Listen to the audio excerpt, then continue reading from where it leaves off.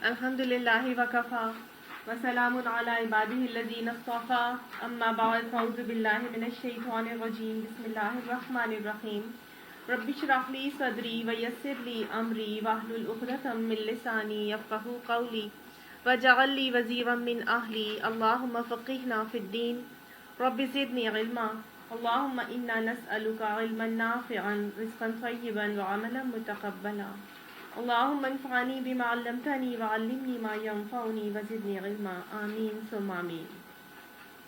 سورہ النساء آیت نمبر 18 تک کل ہم نے کیا تھا، آج آیت نمبر 19 سے کریں گے۔ اعوذ باللہ من الشیطان الرجیم۔ یا ایہا الذین آمنوا لا یحل لکم ان ترثوا النساء کرہا، اے لوگو جو ایمان لائے ہو، لا یحل لکم نہیں حلال ہے واسطے تمہارے، ان ترثوا النساء کرہا یہ کہ تم زبردستی عورتوں کے وارث بن جاؤ، ولا تعضلوہن اور نہ تم تنگ کرو ان کو، لتذہبوا تاکہ اڑا لو یا تم لے لو ان سے، ببعض ساتھ کچھ حصہ، ما آتیتموہن جو تم ان کو دے چکے ہو، الا ان یاتین بفاحشۃ مبینہ مگر ایک صورت ہے کہ یہ وہ لے آئیں کچھ فحش واضح۔ عورتوں کے لیے مردوں کو کچھ حکم دیا جا رہا ہے کہ ایمان والے کیا کریں گے، لا یحل ان ترثوا النساء کرہا یہ کہ وہ وارث بن جائیں عورتوں کے زبردستی۔ عربوں میں اس معاشرے میں یہ تھا کہ وہ زبردستی عورتوں کے وارث بن جاتے تھے۔ جب ان کے والد کا انتقال ہو جاتا تھا تو وہ زبردستی اپنی سوتیلی ماں سے نکاح کر لیتے تھے اور ان کو اپنی پرسنل پراپرٹی سمجھتے تھے، عورتوں کو اپنی کموڈٹی سمجھتے تھے، ان کو خریدا بیچا جاتا تھا، زبردستی ان کے اوپر قبضہ جما لیتے تھے، یا زبردستی عورتوں کو جبرن نکاح سے روک لیتے تھے، جیسے کہ یتیم بچیوں کے حوالے سے ہم نے پڑھا تھا۔ تو اللہ تعالیٰ نے سورہ نساء میں خواتین کے حقوق کی حفاظت کی ہے۔ یاد رکھیے گا اللہ تعالیٰ نے ہر جگہ ہر موقع پر خواتین کے حقوق کی حفاظت کی ہے، تو یہاں پر صحیح ماں سے نکاح کرتے تھے، سوتیلی ماں سے۔ تو اللہ سبحانہ تعالیٰ نے ہر جگہ خواتین کے حقوق کی حفاظت کی، تو یہاں پر بھی اب بتایا جا رہا ہے کہ زبردستی کسی عورت کا وارث بن جانا، اس کا اختیار مرد کو نہیں دیا گیا، منع کر دیا گیا ہے، کیونکہ بتایا گیا ہے کہ بھئی عورت بھی ایک جیتی جاگتی مخلوق ہے، اس کی بھی کوئی احساسات ہیں، کوئی فیلنگز ہیں، تم ایسا کیسے کر سکتے ہو کہ تم ان کے اوپر زور زبردستی کر کے ان کی فیلنگز ہی کو دبا دو، اور ان کی کوئی جیسے تم ایسے ان کے وارث بن جاتے ہو جیسے وہ کوئی پتھر کی بنی ہوئی ہے یا ان کا کوئی احساس ہی نہیں ہے ان کے اندر۔ اور دوسرا طریقہ کیا بتایا کہ تمہارے لیے یہ بھی حلال نہیں ہے کہ انہیں تنگ کر کے اس کا کچھ حصہ اڑانے کی کوشش کرو جو تم انہیں دے چکے ہو۔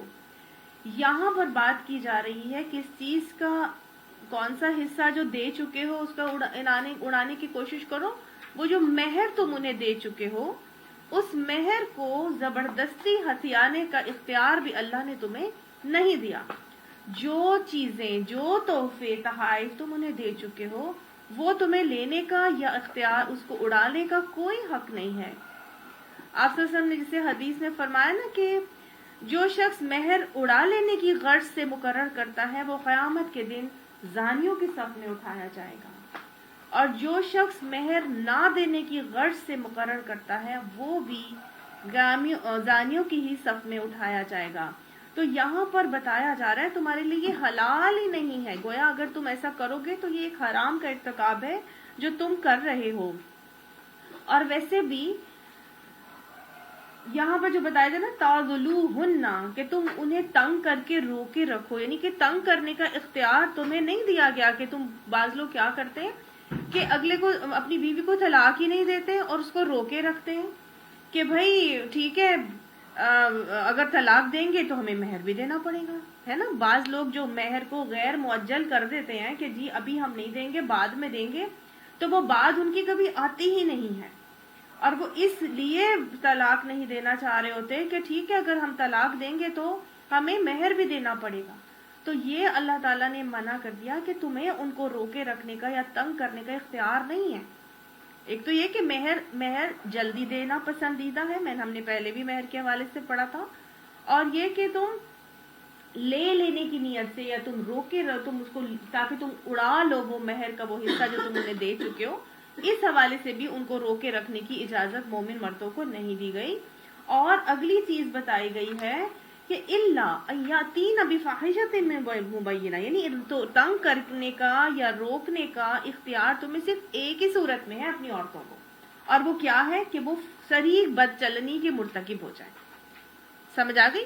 یعنی اگر وہ صریح بدچلنی کی مرتکب ہوتی ہیں تو صرف ایک صورت میں تم انہیں تنگ کر سکتے ہو کہ وہ فحش کا ارتکاب کرتی ہیں، ورنہ جو ہے طلاق کے حوالے سے یا مہر اڑا لینے کے لیے جو تم معاملات کرتے ہو یہ تمہارے لیے حلال نہیں ہے کہ تم انہیں تنگ کرو. بعض لوگ کہتے ہیں نا کہ ٹھیک ہے نہیں دیں گے مہر تو ٹھیک ہے، پھر عورت کہتی ہے کہ پھر خلا لے لیتی ہوں، پھر میں اپنا مہر چھوڑ دیتی ہوں، ہے نا. تو ایک عورت کو تنگ کرنے کا ایک رویہ ہی ہے جو یہاں پہ منع کیا جا رہا ہے.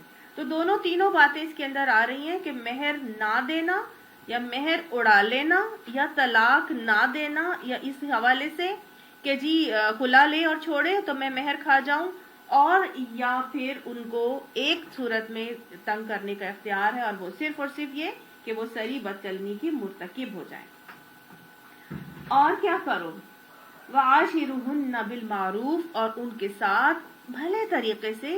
عاشرو کہتے ہیں گزران کرنے کو، گزران کرنا، زندگی کا معاشرت سے نکلا ہے عاشرُهُنَّ کہ اپنی زندگی کا گزران یا زندگی کا گزر بسر ہننا ان خواتین کے ساتھ کیسے کرو؟ بالمعروف، اچھے طریقے سے ان کے ساتھ برتاؤ کیا کرو. اب دیکھیے ہم ابھی تک بار بار جو احکامات پڑھ رہے ہیں، اللہ سبحانہ تعالیٰ بار بار مردوں کو ہی سکھائے جا رہے ہیں، عورت ہی کی اس کو ساکھ کو مینٹین کیا جا رہا ہے، عورت ہی کی احساسات کا خیال رکھا جا رہا ہے. یہاں بھی مردوں کو ہی سکھایا جا رہا ہے کہ اپنی خواتین کے ساتھ جو ہے وہ اچھے طریقے سے گزران کیا کرو، بھلے طریقے سے گزران کیا کرو. اسی لیے تو آپ صلی اللہ علیہ وآلہ وسلم نے فرما دیا تھا کہ تم میں سے بہترین وہ ہے جس کی اخلاق بہترین ہے، لیکن کامل وہ ہے جو اپنی گھر والوں کے لیے، اپنی بیوی کے حق میں سب سے زیادہ بہترین ہے. ٹھیک ہے، تو بیوی کے ساتھ گھر اہلی ہی آ رہا ہے کہ اپنی گھر والوں کے لیے بہترین ہے. تو گھر والوں کے لیے بہترین بننے کے لیے یہاں مردوں کو حکم دیا جا رہا ہے عاشروہن بالمعروف، اچھے طریقے سے گزران کیا کرو. گزران کا بہترین طریقہ ہم پیچھے سے پڑھتے چلے آ رہے ہیں. اللہ تعالیٰ نے مردوں کو سکھا دیا تھا ہن لباس لکم وانتم لباس لہن، وہ تمہارے لیے لباس ہیں، تم ان کے لیے لباس ہو. تم اپنی بیوی کے ساتھ اور بیوی اپنے شوہر کے ساتھ کیا کریں گے؟ لباس کا معاملہ کریں گے. قرب سب سے زیادہ لباس کا ہی جسم سے ہوتا ہے نا، تو سب سے زیادہ قرب مرد کا عورت کے ساتھ ہوگا، لیکن وہی اپنی بیوی کے عیبوں پہ پردہ ڈالنے والا ہوگا، اس کو مختلف چیزوں سے اگنور کرنے والا ہوگا، اور اس کی کمی کوتاہی سے اس کو درگزر کر کے، یہ نہیں کہ عیبوں پہ پردہ ڈال کے عیبوں کو اچھالنے والا نہیں، بلکہ اس کے عیبوں پر پردہ ڈالنے والا ہوگا، اور بے عزت نہیں کرے گا اس کو ہر جگہ پہ، بلکہ اس کی عزت کی حفاظت کرے گا، اس کو دھوپ چھاؤں سے بچائے گا. پھر اللہ نے سکھایا تھا نساؤکم حرث لکم، وہ عورتیں تمہاری کھیتیاں ہیں. جیسے ایک کسان اپنی کھیتی کا خیال رکھتا ہے، اس کی گوڈی کرتا ہے، اس کے اندر سے جھاڑ جھنکار نکالتا ہے، ایسے مرد اپنی بیوی کے اندر سے غلط عقائد، غلط طریقے، غلط عادتیں نکالتا ہے، اور پھر اس کے لیے کیا کرتا ہے؟ اس کے اندر ایمان کا بیج ڈالتا ہے، اس کی آبیاری کرتا ہے قرآن اور حدیث سے، اس کو باتیں سکھاتا ہے، سمجھاتا ہے، احکامات بتاتا ہے، اور پھر اس کو آہستہ آہستہ آہستہ اس کے اخلاق کا تزکیہ کرتا ہے، اور اس کو بہترین اس کے اخلاق جب بن جاتے ہیں تو پھر اپنی جو ہے وہ نطفے کا بیج ڈالتا ہے اس کے اندر، اور پھر اللہ سے امید رکھتا ہے کہ انشاءاللہ بڑی اچھی کھیتی پروان چڑھے گی اس کی اولاد کی صورت میں. تو یہ طریقے پورے مردوں کو سکھائے گئے، ہم پیچھے پڑھ کر آئے ہیں. اور اللہ تعالیٰ نے یہاں پر آگے کیا طریقہ سکھایا عاشروہن بالمعروف کا، کہ فَإِن كَرِهْتُمُوهُنَّ، پس اگر تمہیں ناپسند ہو ان میں سے کوئی بھی چیز مطلب کوئی ایسی ناگوار بات تمہیں ان کی بری لگتی ہے فعسا ان تکرہوا شیئا، بس شاید کہ تمہیں ناگوار ہو کوئی چیز، وَيَجْعَلَ اللَّهُ فِيهِ خَيْرًا كَثِيرًا، اور اللہ نے اسی ناپسندیدہ چیز کے اندر کوئی بہت ہی بہترین بھلائی رکھ دی ہو. یعنی اگر تمہاری ازواج میں یا بیوی میں سے تمہیں کوئی چیز ناپسند ہے تو ہو سکتا ہے کہ اللہ نے اسی چیز کے اندر تمہارے لیے بہت ساری بھلائی رکھ دی ہو. تو گویا یہ دیکھ لو کہ اگر تمہاری بیوی کی شکل تمہیں پسند نہیں ہے تو اس کی عقل ہی دیکھ لو. اگر تمہیں اس کا کوئی ایک عادت نہیں پسند تو ہو سکتا ہے کہ اس کی دوسری عادت بہت اچھی ہو، وہ سگڑ بہت زیادہ ہو. اگر وہ پڑھی لکھی نہیں ہے تو کیا ہوا، سگڑ بہت زیادہ ہو سکتا ہے اور تمہارے بچوں کا بہت خیال رکھتی ہو، تربیت اچھی کرتی ہو، تقوی والی ہو. تو گویا اس کی صفات دیکھو، ہو سکتا ہے کہ ایک چیز تمہیں پسند نہیں تو دوسری اللہ نے بہت ساری اس کے اندر ہی بھلائی تمہارے لیے رکھی ہو. تو مردوں کو طریقہ سکھایا جا رہا ہے کہ ایک عورت کو میں اگر کوئی ٹیڑھ نظر آ رہا ہے تو کئی مردوں کا حال یہ ہوتا ہے کہ وہ آگے سے کہتے ہیں کہ میں دیکھو کیسے اس کی ہڈی پسلی ٹھیک کرتا ہوں اور اس کو سیدھا کر دیتا ہوں بالکل. لیکن ایسی بات نہیں ہے، عورت کو سیدھا نہیں کیا جا سکتا. آپ صلی اللہ علیہ وآلہ وسلم نے فرمایا تھا کہ عورت پسلی سے بنی ہے، عورت پسلی سے بنی ہے، اگر تم اس کو سیدھا کرنا چاہو گے تو وہ ٹوٹ جائے گی، لہذا اس سے اس کی ٹیڑھی کی حالت میں فائدہ حاصل کرو. تو عورت کو سیدھا کرنا مردوں کے لیے ناپسندیدہ سمجھا گیا ہے. وہ ٹیڑھی ہے اور وہ ٹیڑھی ہی رہے گی، اس سے ٹیڑھی کی حالت میں فائدہ اٹھانے کا حکم دیا گیا. آپ صلی اللہ علیہ وسلم نے ایک اور جگہ فرمایا کہ پسلی جتنی اوپر والی ہوتی ہے وہ اتنی ہی زیادہ ٹیڑھی ہوتی ہے. تو جتنی زیادہ قریب ہوگی انسان، یعنی کہ جتنی زیادہ عورت کے اندر دنیاوی اعتبار سے یا مختلف اعتبار سے اس کے اندر کوالٹیز ہوں گی تو وہ اتنی ہی اوپر ہوگی خواتین کے حوالے سے، تو وہ اس میں اتنا ہی زیادہ ٹیڑھ بھی نظر آئے گا. مثال کے طور پر ایک عورت ہے، وہ اگر ایک اسکول کی یا کالج کی پرنسپل ہے تو وہ اتنی بڑی ایڈمنسٹریٹر ہے، اتنا بڑا کالج اسکول چلا رہی ہے، تو obviously اس کے اندر کچھ ایسی باتیں ہوں گی جو اس اسکول کو رن کرنے کے لیے بہت امپورٹنٹ ہے. عام عورت کے اندر وہ بات نہیں ہوگی. اب جب اس کے اندر وہ باتیں ہوں گی تو نیچرلی وہ گھر میں بھی ویسی ہی ہوگی نا. تو اس کے اندر کچھ ایسی باتیں ضرور ہوں گی کہ جس کی وجہ سے اس کے گھر والوں میں، اس کے ہسبینڈ میں کوئی نہ کوئی ناگواری پائی جاتی ہوگی، سخت پن ہوگا اس کے اندر، رولز اینڈ ریگولیشنز کے حوالے سے اسٹرکٹ ہوگی. تو ایک جگہ جہاں پہ بھلائی اتنی دے رہی ہے، وہ اسکول اتنا بہترین چلا رہی ہے، اسی تو اللہ نے اسی لیے کہا کہ عورت کے اندر کیا ہے، اگر ایک چیز تمہیں پسند نہیں ہو تو ہو سکتا ہے اس کی اسی عادت کے اندر اللہ نے بہت تمہارے لیے خیر بھی رکھ دی ہو.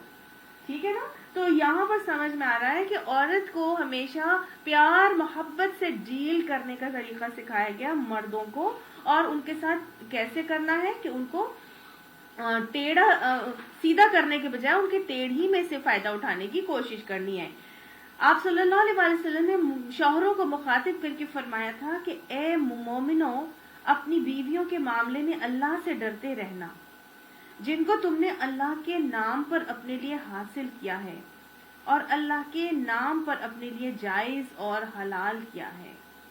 ان کو وہی کھلانا جو تم کھاتے ہو، ان کو وہی پہنانا جو تم پہنتے ہو.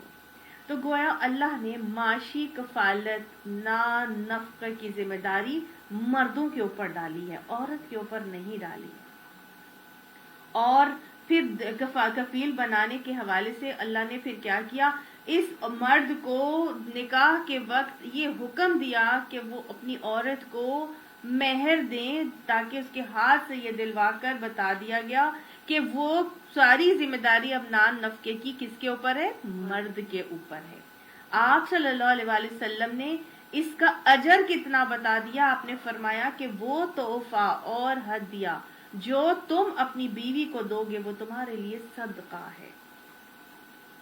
اور آپ صلی اللہ علیہ وسلم نے یہ بھی فرمایا کہ بہترین صدقہ وہ لقمہ ہے جو تم اپنی بیوی اور بچوں کے منہ میں ڈالتے ہو. بہترین صدقہ وہ لقمہ ہے جو تم اپنی بیوی اور بچوں کے منہ میں ڈالتے ہو.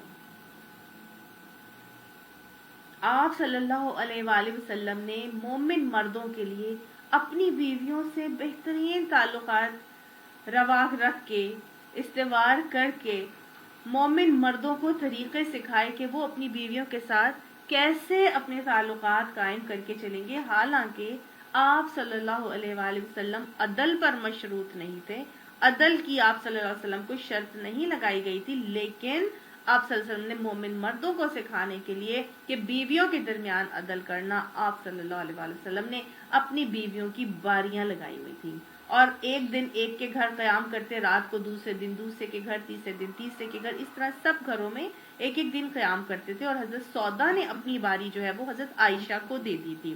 حضرت سودا ذرا ادھیڑ عمر کی تھی، حضرت عائشہ بہت ہی ینگ تھی، بہت چھوٹی عمر کی تھی. تو آپ حضرت سودا نے اپنی باری انٹینشنلی ڈیلیبریٹلی حضرت عائشہ کو دے دی تھی. تو آپ صلی اللہ علیہ وسلم حضرت عائشہ کے گھر 2 دن قیام کرتے تھے.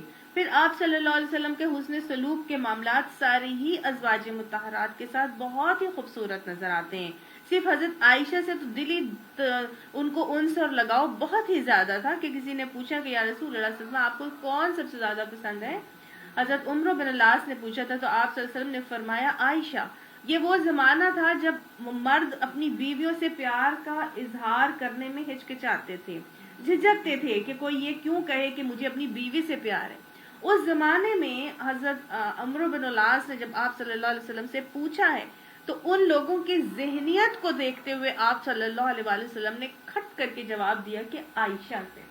تو وہ جھیپ گئے، آگے سے کہنے لگے نہیں میرا مطلب ہے رسول اللہ صلی اللہ علیہ وسلم مردوں میں آپ کو سب سے زیادہ کس سے پیار ہے؟ تو آپ صلی اللہ علیہ وسلم بھانپ گئے کہ یہ بیوی کے ساتھ پیار کرنے کو معیوب چونکہ یہاں ہمارے معاشرے میں سمجھا جاتا ہے، لہٰذا آپ صلی اللہ علیہ وسلم نے اس چیز کو توڑنے کے لیے اور یہ سکھانے کے لیے کہ اپنی بیویوں کے ساتھ حسن سلوک کرو، اور اگر پیار کرتے ہو تو اس پیار کے اظہار میں کوئی مناہی یا ممانعت نہیں ہے. آپ صلی اللہ علیہ وسلم نے ان کے دوسرے سوال کا یہ جواب دیا تھا کہ عائشہ کے باپ سے، یعنی عائشہ کا نام ضرور لے دیا کہ لوگوں کو یہ نہ معیوب لگے کہ اپنی بیوی سے پیار کا اظہار کرنا کوئی بری بات ہے.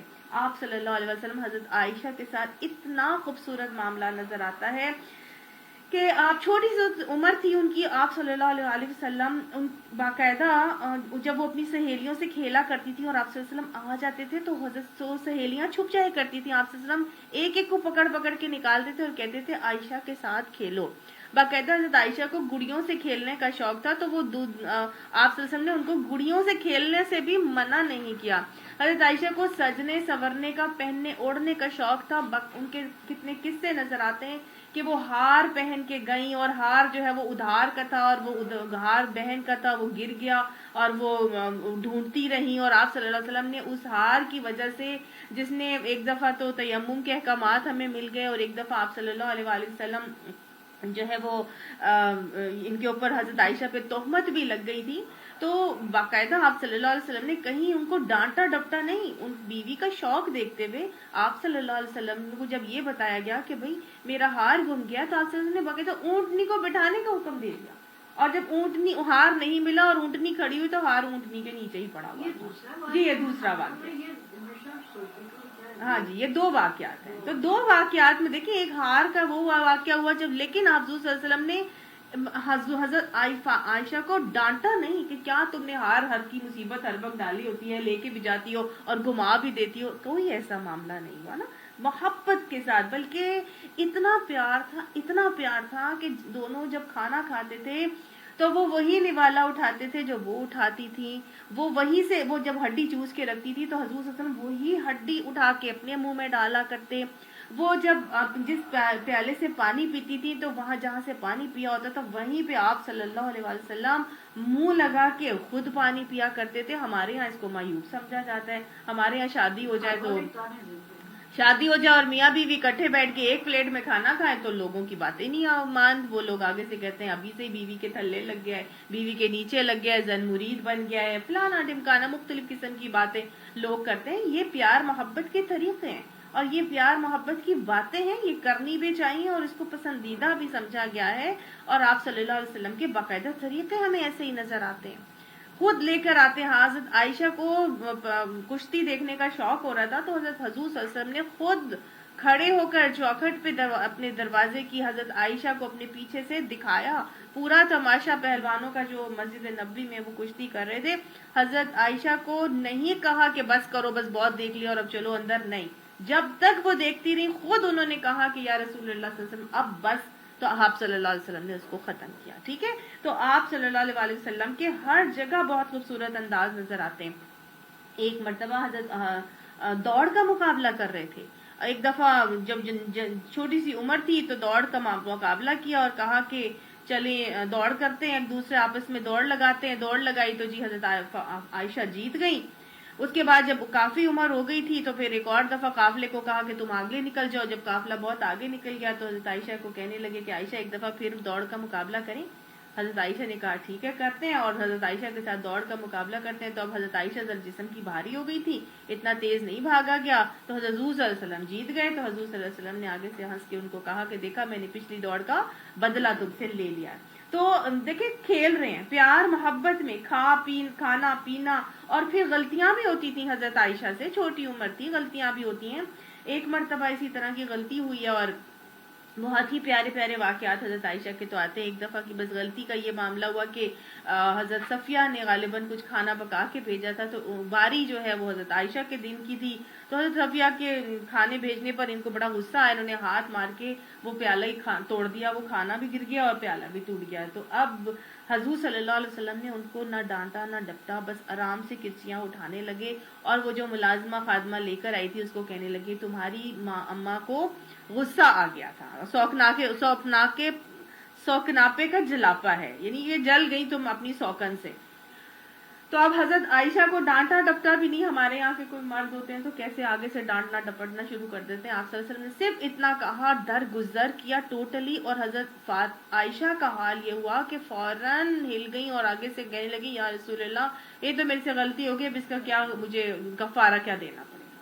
تو آپ صلی اللہ علیہ وسلم نے صرف اتنا ہی فرمایا بس ایسا ہی پیالہ اور ایسا ہی کھانا.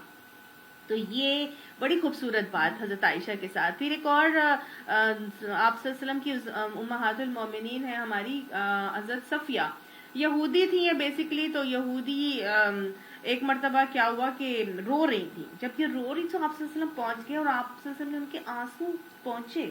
آنسو پہنچنے کے بعد ان سے پوچھا کہ بھئی تم کیوں رو رہی ہو. تو کہنے لگی کہ دیکھیے وہ پوچھ رہے ہیں کہ تم کیوں رو رہی ہو، اور آج شوہر اگر بیوی کو روتا دیکھتے تو چڑھتے ہیں کہ کیا تم اپنے آنسو بہا رہی ہو، مجھے مت دکھایا کرو یہ آنسو. اور یہ وہ ان سے پوچھ رہے ہیں کہ تم کیوں رو رہی ہو. تو کہنے لگی کہ دوسری ازواج جو ہیں وہ مجھے یہودی کہتی ہیں، وہ مجھے یہودی کہتی ہیں. تو آپ صلی اللہ علیہ وسلم نے ان کے آنسو پہنچ کر کہا ہے حضرت صفیہ. تو وہ کہنے لگی کہ آپ صلی اللہ علیہ وسلم نے فرمایا ان کو کہہ دینا تھا کہ موسیٰ علیہ السلام میرے والد، ہارون علیہ السلام میرے بھائی، اور محمد صلی اللہ علیہ وآلہ وسلم میرے شوہر ہیں. مجھے بھلا تمہیں بھلا مجھ پر کیسے فوقیت حاصل ہو سکتی ہے. دیکھیں کتنے محبت سے ان کو انکریج کر رہے ہیں کہ تم ان سے یہ کہہ دیتی کہ وہ میرے والد ہیں، وہ میرے بھائی ہیں، یہ میرے شوہر ہیں، میرے تو تین معاملات ہیں، تو تم میرے سے سبقت کیسے لے کے جا سکتی ہو. تو بڑے خوبصورت ایک اور معاملہ ملتا ہے کہ آپ صلی اللہ علیہ وسلم کی ازواج مطہرات جب حج کے سفر پر گئیں تو اونٹوں پر سوار تھیں، اور ایک صحابی جو ہے بڑی تیز اونٹ بھگا رہے تھے. تو حضور صلی اللہ علیہ وآلہ وسلم نے آگے سے اونٹ کے ہچکولے کھاتے ہوئے دیکھے تو فرمایا کہ ذرا آہستہ چلو، ان میں آپ گینے ہیں جو ٹوٹ جائیں گے. یعنی کہ اتنی نازک ہیں یہ خواتین کہ تم آہستہ ان کو لے کے چلو، ان کو ذرا سی بھی ٹھیس سے ان کو تکلیف ہو سکتی ہے. تو یہ خوبصورت طریقے اور رویے مردوں کو سکھائے گئے آپ صلی اللہ علیہ وسلم نے اپنے رویوں سے کہ عاشروہن بالمعروف، کہ عورتوں کے ساتھ بھلے طریقے سے گزران کیا کرو. پھر آپ صلی اللہ علیہ وسلم نے فرمایا اے امت کے مردوں، اپنی بیویوں کے ساتھ اچھے اور حسن سلوک والے رشتے سے زندگی گزارا کرو. دیکھیں قرآن ہمارے حقوق کا محافظ کلام بن کر آیا ہے. آگے طریقہ بتا دیا گیا کہ بھائی اگر ایک چیز پسند ہے تو دوسری چیز دیکھ لو. وَإِنْ أَرَدْتُمُ اسْتِبْدَالَ، اور اگر تم ارادہ کر لو بدلنے کا، زوج مکان زوج، ایک زوج کی جگہ دوسری زوج کو لانے کا. اب سکھایا گیا کہ دیکھو اگر تم ایک بیوی کی جگہ اب دوسری بیوی لانے کا ارادہ کر ہی لیتے ہو تو پھر کیا کرنا ہے. اب پہلی بیوی کو ظاہر ہے تم چھوڑنا چاہتے ہو, دوسری بیوی لانا چاہتے ہو تو تمہیں طلاق دینی پڑے گی نا. تو اب کیا ہے, وَآتَيْتُمْ إِحْدَاهُنَّ قِنْطَارًا, اور دے چکے ہو تم ان میں سے ایک کو قنطارن کہتے ہیں بہت زیادہ سونا, بہت زیادہ ڈھیر مال, جس کو سونے سے تشبیہ دی جاتی ہے, جو بہت زیادہ مال ہوتا ہے. اگر تم اس کو بہت زیادہ مال بھی دے چکے ہو, فَلَا تَأْخُذُوا مِنْهُ شَيْئًا, بس اس میں سے تم کچھ بھی نہ لو. اگر تم نے مہر میں اپنی بیوی کو بہت ڈھیر مال دے چکے ہو, یا یہ کہ تم اس کو بہت زیادہ تحائف دے چکے ہو, اتنا زیادہ لاد چکے ہو تم تحفوں سے, لیکن اب تمہاری اس کے ساتھ نہیں بن رہی, تم اس کو چھوڑنا چاہتے ہو, تو جتنا بھی تم اس کو دے چکے ہو نا, تم پر یہ جائز نہیں ہے کہ تم اس سے لے لو کچھ بھی. ہاں جی, سب سے پہلے لیتے ہیں. آپ صلی اللہ علیہ وآلہ وسلم نے جب حضرت پہلے دیکھ لیتے ہیں کہ جب حضرت عمر نے مردوں کو بتا رہے تھے کہ بھئی تم اپنی بیویوں کے بہت زیادہ حق مہر مت باندھا کرو, تو ایک خاتون اٹھی اور وہ کہنے لگی کہ بہت بوڑھی سی تھی, کہنے لگی عمر آپ یہ بات کیسے کہہ سکتے ہیں جبکہ اللہ نے خود قرآن میں کہا ہے کہ آتیتموہن قنطارن, کہ تم ان کو ڈھیر مال دے چکے ہو. تو جب قنطارن کا لفظ قرآن میں آ چکا ہے کہ اتنا بھی تم اپنی بیویوں کو دے سکتے ہو, تو آپ کیسے کہتے ہیں کہ حق مہر کو زیادہ نہ مقرر کیا کرو. تو حضرت عمر آگے سے کہنے لگے کہ دیکھو یہاں پر تو عمر سے بڑے علماء فقیہ موجود ہیں, یہاں پر تو عمر سے بڑے فقیہ موجود ہیں. جی, اس عورت کے بارے میں کہا تھا کہ اس کو اتنا قرآن کا علم ہے کہ اللہ نے قرآن کی اس آیت میں کہا ہے کہ تم عورتوں کو جتنا ڈھیر بھی دے چکے ہو تو تم ان سے نہیں لو. تو یہ تو مرد کے اوپر ہے, جتنا مرضی وہ مہر دے, آپ کیسے کہہ سکتے ہیں کہ تھوڑا مہر مقرر کیا جائے. تو خیر بہرحال مہر کے حوالے سے بھی یہ بات آتی ہے, اور مختلف تحائف جو آپ نے اپنی بیوی کو ڈیورنگ میرٹل لائف دیے ہیں وہ سب بھی اس میں شامل ہوتے ہیں کہ تم جب اپنی بیوی کو چھوڑو گے تو اس میں سے کوئی چیز بھی واپس نہیں لینے کا اختیار رکھتے. آپ صلی اللہ علیہ وآلہ وسلم نے تحفہ دے کر واپس لینے والے شخص کی مثال اس کتے کی سی دی ہے جو قے کر کے خود ہی چاٹ لیتا ہے. آپ نے فرمایا تحفہ یا ہدیہ دینے والی کی مثال, تحفہ یا ہدیہ دے کر لینے والے کی مثال کتے کی سی ہے جو قے کرتا ہے اور پھر اس کو چاٹ لیتا ہے. طلاق کے احکامات جب پڑھے تھے تب بھی ہم نے یہی پڑھا تھا نا کہ جو دے چکے ہو تو مومنوں کے لیے جائز نہیں ہے, بلکہ کیا ہے, پسندیدہ یہ ہے کہ ان کو دے دو اور بھی دے دو. اتاخذونہ بہتانا, کیا تم لوگے اس کو بہتان لگا کر, و اسم مبینہ, اور سری ظلم کر کے, وکیف تاخذونہ, اور کیسے تم لوگے اس کو, وقد افضى بعضکم الی بعض, اور جبکہ تم ایک دوسرے سے فائدہ اٹھا چکے ہو, وَأَخَذْنَا مِنْكُمْ مِيثَاقًا غَلِيظًا, اور وہ تم سے پکا عہد بھی لے چکی ہیں. یعنی کہ یہ سمجھایا جا رہا ہے کہ تم ایک دوسرے سے مستفید ہو چکے ہو, ایک دوسرے سے فائدہ اٹھا چکے ہو, جسمانی لذت محسوس کر چکے ہو, پھر وہ تم سے پختہ عہد بھی لے چکی تھی, لیکن اب تم انہیں چھوڑنا چاہتے ہو. میاں بیوی زوج بننے کا تم لوگوں نے ایک ایگریمنٹ کیا تھا, پختہ عہد باندھا تھا, تم دونوں نے ایک دوسرے کے ساتھ زندگی بھر ساتھ نبھانے کا عہد کیا تھا, تو اب تم ان سے کیسے یہ چیزیں واپس لے لو گے؟ یہ تم لوگ فائدہ اٹھا چکے ہو, لہٰذا ان کی جو چیزیں ان کو دی تھی وہ ان کو دے دو. وَلَا تَنْكِحُوا مَا نَكَحَ آبَاؤُكُم مِّنَ النِّسَاءِ, اور نہ تم نکاح کرو جو نکاح کر چکے ہیں باپ دادا عورتوں میں سے, یعنی کہ جن عورتوں سے تمہارے باپ دادا نکاح کر چکے ہیں ان عورتوں سے نکاح مت کرو. ٹھیک ہے, اِلَّا مَا قَدْ سَلَفَ, مگر جو پہلے ہو چکا وہ ہو چکا. میں نے آپ کو بتایا نا وہ کیا کرتے تھے, اپنی سوتیلی ماؤں سے نکاح کرتے تھے. تو یہاں پر بتایا جا رہا ہے کہ تم ان سوتیلی ماؤں سے نکاح نہیں کر سکتے. इन्नहु काना फाहिशतम व मक्ता, बेशक ये एक बेहयाई का फेल है, नापसंदीदा है, वसा सबीला और बुरा चलन है। मक्ता कहते हैं कि ऐसा अमल जिससे नफरत और बुग़्ज़ और दुश्मनी आ जाए। तो गोया सौतेली माँ से निकाह करना एक फहश अमल भी है, और दूसरा ऐसा अमल है, ऐसा नापसंदीदा बुरा अमल है जिससे नफरत और बुग़्ज़ और दुश्मनी भी आ जाती है। तो ये अल्लाह ने बता दिया कि ये गलत अमल है, इसको करना तुम्हारे लिए भी जायज़ नहीं है। निकाह जो तुम्हारी मर्दों, तुम्हारे बापों ने तुम्हारी माओं से किया था, सौतेली माओं से, उनसे तुम निकाह अब नहीं कर सकते। तो ये हराम कर दिया गया। फिर बताया जा रहा है आगे हराम रिश्तों की फहरिस्त, यानी कि महरम रिश्तों को बताया जा रहा है। वो महरम कौन है, हराम क्या है उस पर। हराम यानी उनसे निकाह हराम है। महरम उन रिश्तों को कहते हैं जिनसे निकाह हराम होता है। तो आगे अल्लाह ताला ने अब महरम रिश्तों की फहरिस्त बता दी है। एक निकाह की हुर्मत को सामने रख कर के सौतेली माँ से तुम जैसे निकाह नहीं कर सकते, तो तुम्हारे लिए अब आगे भी मैं कैटेगरी बता रहा हूँ कि इन सारी कैटेगरीज में से तुम किसी के साथ भी निकाह नहीं कर सकते। मोमिन मर्दों को हराम रिश्ते बताए जा रहे हैं। हुर्रिमत अलैकुम, तुम्हारे लिए हराम कर दिया गया है तुम्हारे ऊपर, उम्महातुकुम, तुम्हारी माएं। माओ के साथ निकाह जायज नहीं है। माँ के साथ साथ नानी और परनानी, इसके साथ भी निकाह हराम है। ठीक है। वह बनातुकुम, और तुम्हारी बेटियां, यानी तुम्हारी माए के साथ तुम्हारी बेटियां भी तुम पर हराम है। बेटियों के साथ भी निकाह नहीं किया जा सकता। अब बेटियों में मुंह बोली बेटियां शामिल नहीं है। बेटियां में कौन सी बेटी है, जी असली जो अपनी सुल्ब से पैदा हुई हुई बेटी है वो इसके अंदर आती है, और दूसरी वो बेटियां जो बीवियों की बेटियां होती हैं, यानी कि जो बीवी, अगर आपने किसी ऐसी औरत से शादी की है जो पहले से ही बच्चे वाली थी और उससे आपने अब शादी की है, तो वो बेटी भी, अब आप इसको रबीबा कहते हैं, वो भी हराम है। ठीक है।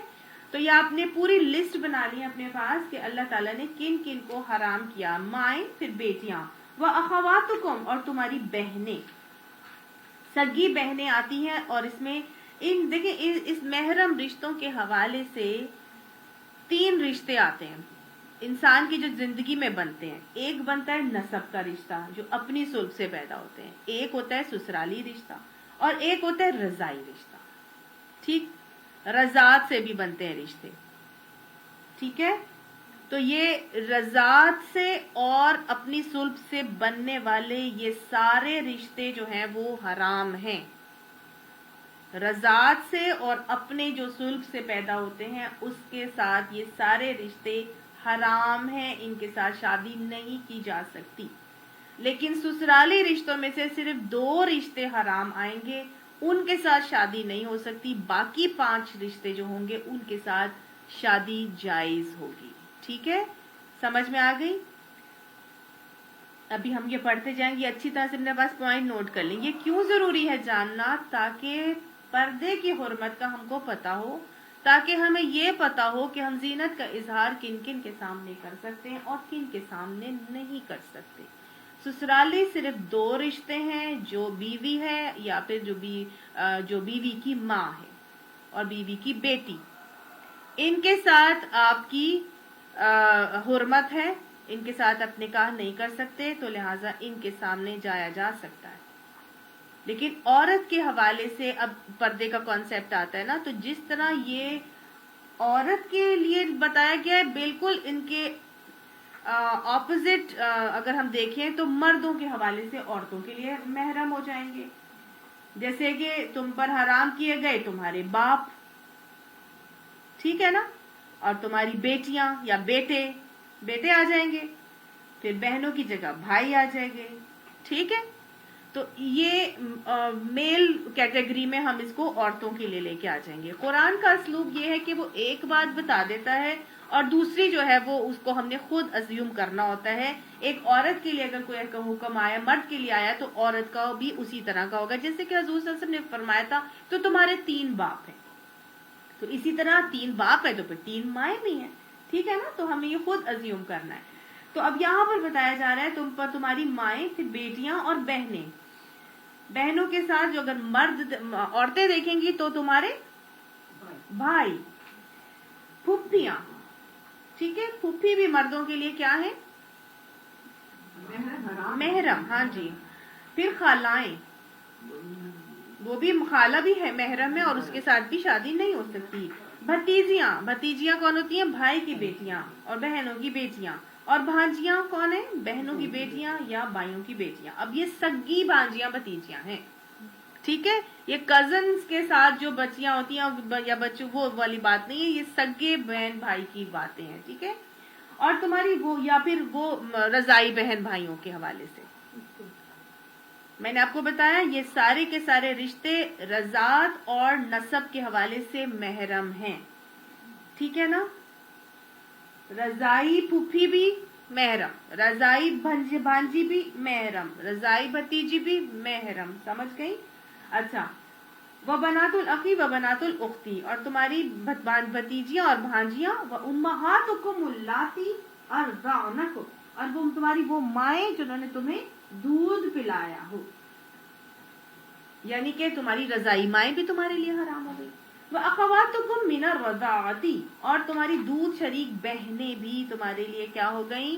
حرام ہو گئیں. دودھ شریک بہنیں بھی بہنیں ہی ہوتی ہیں. وَأُمَّهَاتُ نِسَائِكُمْ, اور تمہاری بیویوں کی مائیں یعنی ساسیں بھی تمہارے لیے حرام ہیں. تو ساس حرام ہے تو پھر عورت کے لیے سسر بھی حرام ہے. ٹھیک ہے نا. وَرَبَائِبُكُمُ اللَّاتِي, اور تمہاری بیویوں کی لڑکیاں جن کو ربیبہ کہا جا رہا ہے, بیویوں کی بیٹیاں, جن اللاتی فی حجورکم من نسائکم اللاتی دخلتم بہن, یعنی کہ وہ لڑکیاں جنہوں نے تمہاری گودوں میں پرورش پائی ہے. اللاتی دخلتم بہن, اور ان بیویوں کی لڑکیاں جن سے تمہارا تعلق زنوشو ہو چکا ہو. اللاتی دخلتم بہن, یعنی کہ تم ان کے اندر داخل ہو چکے ہو, تعلق تمہارا ان سے قائم ہو چکا ہے. تو جن عورتوں کے ساتھ تمہارا تعلق قائم ہو چکا ہے ان کی بیٹیاں تمہارے لیے حرام ہیں. ٹھیک ہے, لیکن اگر تم نے کسی عورت کے ساتھ نکاح کیا ہے, ابھی رخصتی نہیں ہوئی یا تعلق قائم نہیں ہوا, تو پھر اس کی بیٹی کے ساتھ نکاح کرنے میں کیا معاملہ ہے, تو وہ بتایا جا رہا ہے فَإِن لَمْ تَكُونُوا دَخَلْتُمْ بِهِنَّ, اگر تم ان کے اندر ابھی داخل نہیں ہوئے, یعنی تم نے تعلق ابھی ان سے قائم نہیں کیا, فَلَا جُنَاحَ عَلَيْكُمْ, پس اب تمہارے لیے کوئی گناہ نہیں ہے کہ تم ان کی بیٹیوں کے ساتھ نکاح کرو. سمجھ آ گئی؟ صرف نکاح ہوا ہے, ابھی تم نے سے تعلق قائم نہیں کیا, لیکن تمہارا ارادہ بدل گیا ہے کہ تم چاہتے ہو کہ نہیں اس کو نہیں, اس کی ایک بیٹی بھی ہے, میں اس سے شادی کر لوں, تو اب تم اس کی بیٹی سے شادی کر سکتے ہو, کیونکہ ہاں اس کو طلاق دے دے اور اس کی بیٹی سے شادی کر سکتا ہے, لیکن اس صورت میں کر سکتا ہے جبکہ تعلق ابھی قائم نہیں کیا تھا. لیکن اگر تعلق قائم کر لیا ہے تو پھر اس کی بیٹی اس کے لیے حرام ہو جاتی ہے.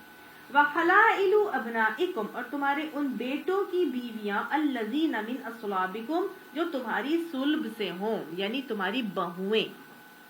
بہو بھی تمہارے لیے حرام ہے, تو پھر عورت کے لیے اس کا داماد کیا ہوگا؟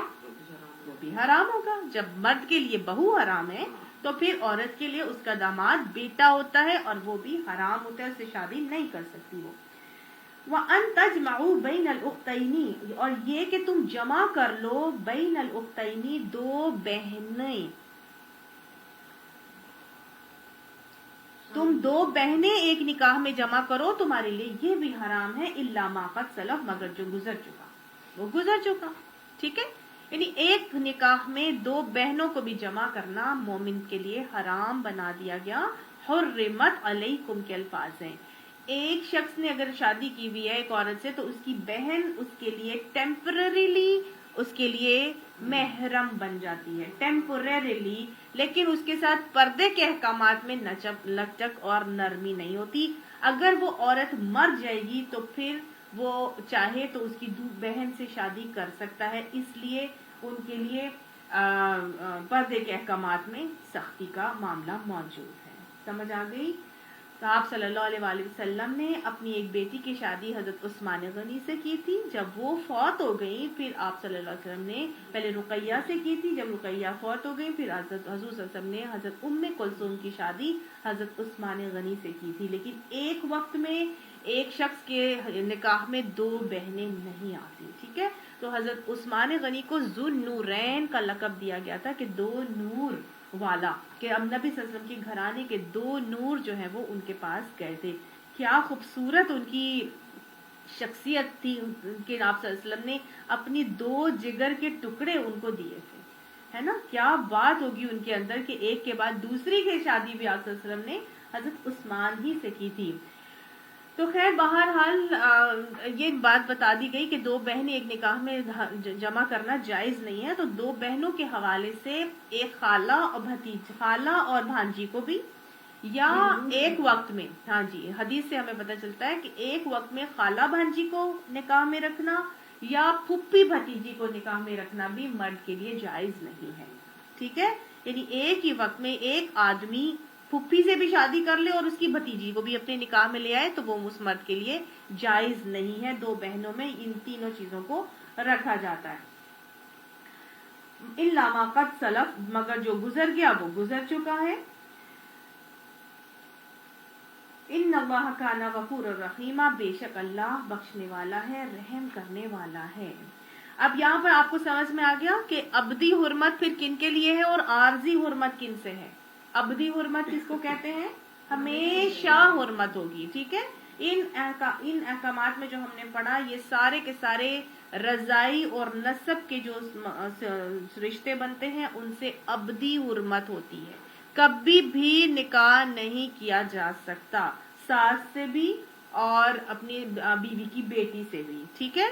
یا ایسی عورت کے ساتھ جس کے ساتھ تعلق قائم ہو گیا اس کی بیٹی سے بھی. اچھا, اور عارضی حرمت پھر کس کے ساتھ ہوتی ہے؟ ہاں جی, 5 رشتے جو ہیں وہ سسرالی ہوں گے جو اس میں عارضی حرمت ہوتی ہے. 5 سسرالی رشتوں میں عارضی حرمت ہے. اور جب وہ عورت مر جائے گی تو پھر اس کی بیٹی کے ساتھ جیسے کہ نکاح کیا جا سکتا ہے, اس کی پھوپھی کے ساتھ کیا جا سکتا ہے, اس کی خالہ کے ساتھ کیا جا سکتا ہے. ہاں سمجھ آ گئی نا. تو ان کے ساتھ عارضی حرمتیں ہیں, ٹیمپرری حرمت موجود ہے. ٹھیک ہے, سمجھ آ گئی. شروع کے بس 2 نہیں ہے نا, ماں بیٹی کے ساتھ ابدی حرمت آ جاتی ہے, باقی 5 کے ساتھ عارضی حرمت آ جاتی ہے. ٹھیک ہے, سمجھ گئی. والمحصنات من النساء, اور محصنات عورتوں میں سے. محصنات کس کو کہتے ہیں جی؟ محسن, حسن نکلا ہے, خا صاد نون, قلعے کو کہتے ہیں. قلعہ یعنی عورتوں میں سے وہ عورتیں جو قلعے میں محفوظ ہیں. کون سے قلعے میں جی؟ کون سا قلعہ ہے یہاں پہ؟ کوئی قلعہ جس کے اندر ہم محفوظ ہیں؟ Very good. ایک تو 2 قلعے ہیں یہاں پر. ایک وہ ہے قلعہ جو کہ اس کے خاندان کا قلعہ ہے. ٹھیک ہے. خاندانی عورتیں ہر وقت خاندان والوں کی نظر میں ہیں وہ. ٹھیک ہے.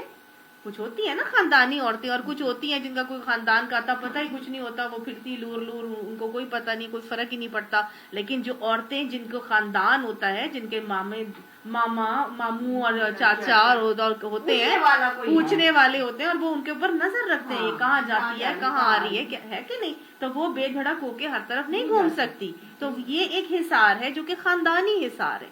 دوسرا حصار وہ ہے جو اس کے نکاح کا حصار ہے. ٹھیک ہے. نکاح کا حصار کیا ہے؟ اب اس کے شوہر کی وہ کموڈٹی ہے, شوہر کی پراپرٹی ہے, شوہر کی حصار نکاح میں وہ محفوظ ہے. شوہر کے ہوتے ہوئے کوئی اس پہ بری آنکھ نہیں ڈال سکتا. ٹھیک ہے نا. تو یہ 2 حصار ہیں. وہ خواتین جو خاندانی عورتیں ہیں اور حصار نکاح میں محفوظ ہیں, ان کے لیے اللہ تعالیٰ یہاں پر کچھ حکم دے رہا ہے. کیا دے رہا ہے؟ والمحصنات من النساء الا ما ملکت ایمانکم, سوائے ان کے جو تمہارے ہاتھوں پہ آئی ہوں, دائیں ہاتھ تمہارے ہوں. دائیں ہاتھ تمہارے کا مطلب ہوتا ہے لونڈی غلام, یعنی تمہارے دائیں ہاتھ میں, تمہارے انڈر یور ہینڈ ہے. تمہاری لونڈیاں ہیں، ٹھیک ہے، سوائے تمہاری لونڈیوں کے وہ خاندانی عورتیں جو حصار نکاح میں محفوظ ہیں، یا پھر جو کہ وہ خاندانی عورتیں ہیں، ان کو خاندان کی پروٹیکشن حاصل ہے، ان کے لیے اللہ تعالیٰ حکم دے رہا ہے کتاب اللہ علیکم، لکھ دیا ہے اللہ نے اوپر تمہارے. کیا لکھ دیا ہے؟ کہ وہ عورتیں بھی اللہ تعالیٰ نے تمہارے لیے حرام کر دی ہیں. یہاں پہ یہ چیز محذوف ہے، چھپی بھی ہے، کیونکہ آگے آ جائے گا کہ احل لکم، کیونکہ احل جو حلال کر دی ہیں وہ آگے بتائی جائیں گی. تو یہاں پہ بتایا جا رہا ہے کہ یہ عورتیں جو حصار نکاح میں محفوظ ہیں، یعنی محصنات ہیں، وہ تمہارے لیے حرام کر دی گئی ہیں. مردوں کے لیے ایک نکاح پر ہے نا، ایک عورت جو کہ شادی شدہ ہے اور خاندانی ہے تو تمہارے لیے وہ حرام کر دی گئی ہے، یعنی نکاح پر نکاح نہیں ہو سکتا.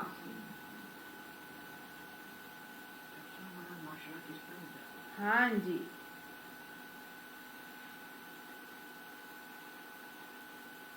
الا ما ملکت ایمانکم، یعنی کہ جو سوائے اس کے جو لونڈیاں ہوں. اب لونڈیاں جو تمہارے پاس آئی ہیں ان کے ساتھ تم نکاح کر سکتے ہو. لونڈی کون ہوتی ہے جی؟ جو گھر میں کام کرنے والیاں ہوتی ہیں لونڈیاں ہوتی ہیں. یہ تو ملا ویری گڈ. ہاں جی، جو عین حالت جنگ میں جنگ کرتے ہوئے جنگ کے میدان سے پکڑی جاتی ہیں ان کو لونڈیاں کہا جاتا ہے. ٹھیک ہے، جنگ کرتے ہوئے جب پکڑی جاتی ہیں خواتین ان کو لونڈیاں کہا جاتا ہے. اب اگر وہ لونڈی جو اب آ چکی ہے آپ کے قبضے میں، وہ اگر شادی شدہ بھی تھی نا تو اس سے نکاح، لونڈی بننے سے اس کا نکاح ختم ہو جاتا ہے. سمجھ آ گئی؟ اس کے اندر اب محسنہ کا معاملہ نہیں رہے گا. وہ جب آ گئی آپ کے قبضے میں تو وہ لونڈی بن گئی ہے.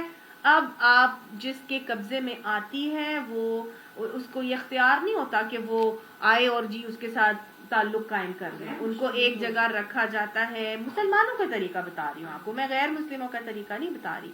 مسلمانوں کا طریقہ یہ ہے کہ جب عورتیں پکڑی جاتی تھی، لونڈیاں بنائی جاتی تھی، تو ان کو ایک جگہ پہ رکھا جاتا تھا.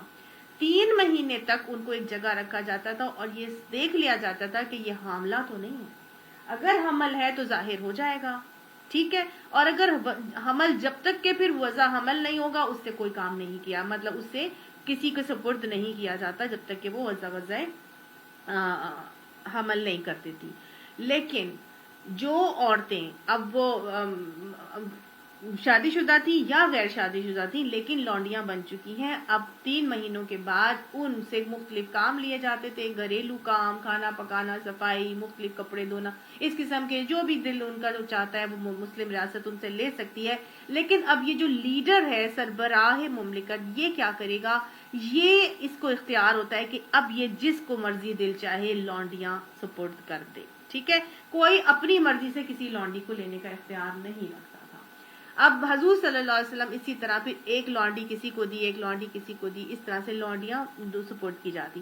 اب جس کو سپورٹ کی جائے گی اب وہ اس لونڈی کا مالک بن گیا، وہ اس لونڈی کا ولی بن گیا. پیچھے سے تو اس کا اب کوئی بھی نہیں ہے سرپرست، یہی سرپرست ہے، یہی ولی ہے اس کا. اس کو اختیار ہے اگر یہ چاہے تو اب اپنی اس لونڈی کے ساتھ تمتع بھی کر سکتا ہے، تعلق قائم کر سکتا ہے بغیر نکاح کے، اور اگر چاہے تو نکاح بھی کر سکتا ہے. اگر وہ نکاح کرے گا تو پھر عورت کو، لونڈی کو یہ ضروری ہے کہ وہ نکاح سے پہلے اسلام قبول کرے گی. سمجھ آ گئی؟ سمجھ میں آ گئی؟ یہ قانون اسلام کا، شریعت کا قانون ہے، یہ آج بھی ایسے ہی ہونا چاہیے. ہاں جی، لونڈی کے ساتھ جائز ہو جائے گا، لونڈی کے ساتھ جائز ہو جائے گا. اب یہ اس کی مرضی ہے کہ وہ اسے تمتع کرنا چاہتا ہے تو کر سکتا ہے، اس سے فائدہ اٹھانا چاہتا ہے، اس سے سیکس کرنا چاہتا ہے تو اس کو اجازت ہے، وہ بغیر نکاح کے کر سکتا ہے. لیکن اگر وہ نہیں، کیونکہ دیکھیں شریعت کے احکامات میں ہمارے لیے فائدہ ہی فائدہ ہے، یہ کہنا کہ جی سیکس فری زون بنا دیا ہے اور لونڈی کے ساتھ تمتع کر لینا اور بغیر نکاح کے ان کے ساتھ تعلق ہے، ایک تو بات یہ بات سمجھ لیجئے کہ یہ ہر ایک کے ساتھ اٹھو اور جاؤ اور کرنے والی بات نہیں ہے. ایک شخص کے سپورٹ جب وہ ایک لانڈی کی گئی ہے تو وہ صرف اسی لانڈی پہ کرنے کا اختیار رکھتا ہے اور اس لانڈی کو کسی اور کے حوالے بھی نہیں کرے گا. ٹھیک ہے نا. اب کیوں کیا یہ کام شریعت نے، کیوں کیا؟ دیکھیں ہو سکتا ہے نا وہ عورت پہلے سے میرڈ ہو اور وہ اس چیز کا مزہ لے چکی ہو، ٹھیک ہے. اب اگر اس کی وہ فزیکل ریکوائرمنٹ ہے، ڈیزائر ہے، وہ نہیں پوری ہوگی تو وہ تو پھر کچھ اور کرے گی نا، وہ تو پھر غلط اعمال کرے گی، غلط جگہوں پہ جائے گی، غلط راستے ڈھونڈے گی. اور اگر وہ ان میرڈ بھی ہے پھر بھی اس کی ایک فزیکل ریکوائرمنٹ اللہ نے بنائی ہے، تو پھر اگر وہ کسی سے شادی کرنے کے لیے درخواست کرتی ہے تو پیچھے ہم نے پڑھا نا، اگر آگے ہم پڑھیں گے انشاءاللہ سورہ نور میں کہ اگر وہ مکاتبت کی درخواست کرتی ہیں، یعنی تمہیں اتنا مال دیں گی، تم ان کو رہا کر دو، آزاد کر دو، تو تمہیں اجازت ہے، تم انہیں کوبہ گری پر مت مجبور کرو، تم انہیں جو ہے آزاد کر دو اگر وہ چاہتی ہیں، لیکن یہ کہ وہ آگے بدچلینی نہیں کریں گی.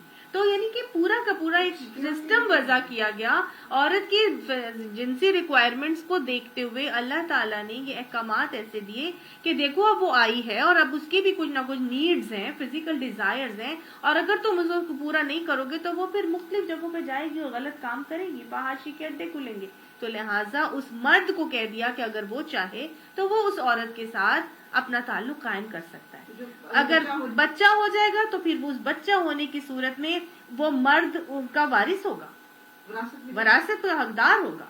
اور اگر ہاں جی اس کو بچے کو وہ مرد اپنا ہی بچہ کہے گا، وراثت بھی اس کو دے گا.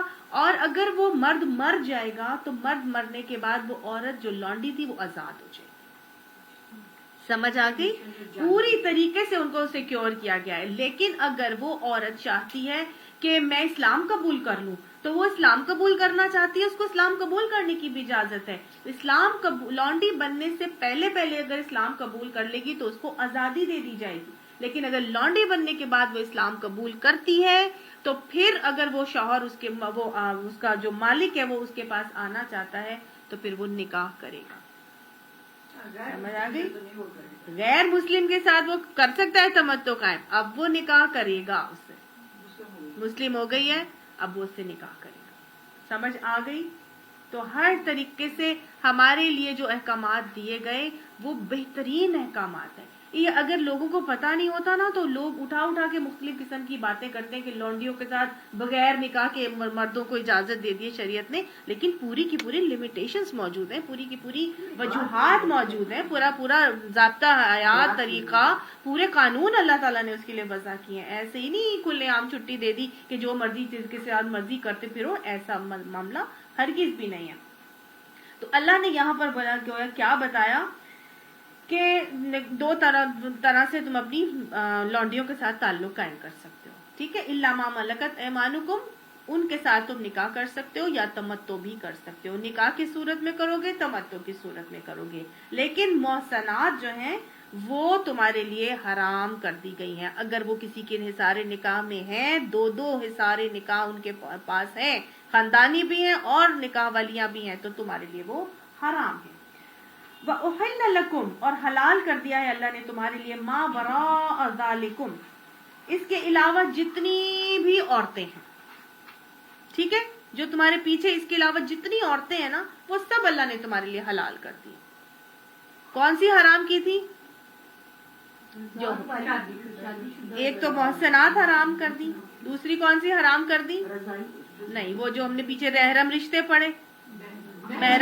پڑھے جی، جو پورے 7 محرم رشتے وہ حرام کر دیے گئے. اور اس کے علاوہ محسنات خواتین جو نکاح میں ہیں وہ حرام کر دی. ماں سوا جتنی عورتیں موجود ہیں ان سے تم نکاح کر سکتے ہو. آگے بات سمجھ. ان تبتغوا باموالکم، یہ کہ تم تلاش کرو ان کو اپنے مالوں کے ذریعے سے. تو اب تبتغوا سے پتہ چل رہا ہے کہ عورت کی تلاش مرد کرے گا. ٹھیک ہے، عورت نہیں کرے گی. قرآن کیا بتا رہا ہے؟ مرد عورت کو تلاش کرتا ہے. مردوں مطلب لڑکے والوں کی طرف سے لڑکی کو ڈھونڈا جانا چاہیے. ہاں، اگر لڑکی والے بھی اگر کر لیں تو اس میں کوئی مناہی نہیں ہے، ممانعت نہیں ہے، لیکن ایک عمومی طور پر معاملہ ہے.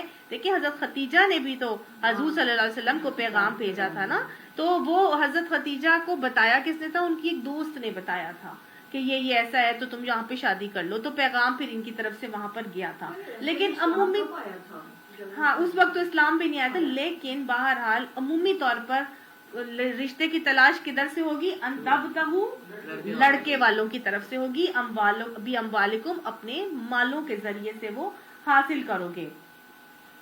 اچھا جی، پیچھے ہم نے ایک اور بات پڑھی تھی کہ فنکحوا ما طاب لکم، نکاح کر لو ان سے جو تمہیں اچھی لگیں.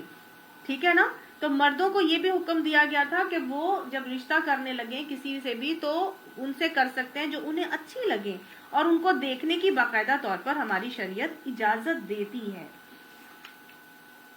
آپ صلی اللہ علیہ وآلہ وسلم نے مغیرہ بن شعبہ نے حدیث بیان کی کہ انہوں نے ایک خاتون کو نکاح کا پیغام دینے کا ارادہ کیا تو رسول اللہ صلی اللہ علیہ وسلم سے مشورہ کیا. آپ نے فرمایا کہ ایک نظر دیکھ لو، یہ اس مقصد کے لیے زیادہ مفید ہے کہ تم دونوں کے آپس کی محبت کے لیے زیادہ بہتر ہوگی.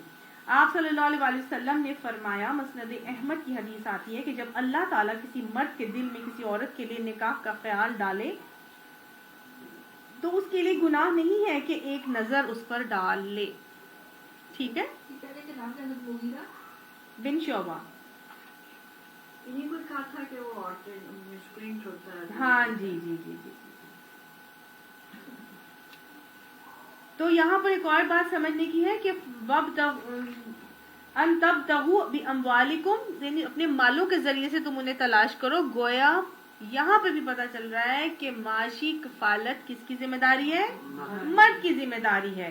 تو نکاح کے اوپر بھی سارا کا سارا معاشی بوجھ جو نکاح کے معاملے کا ہے وہ کون کرے گا؟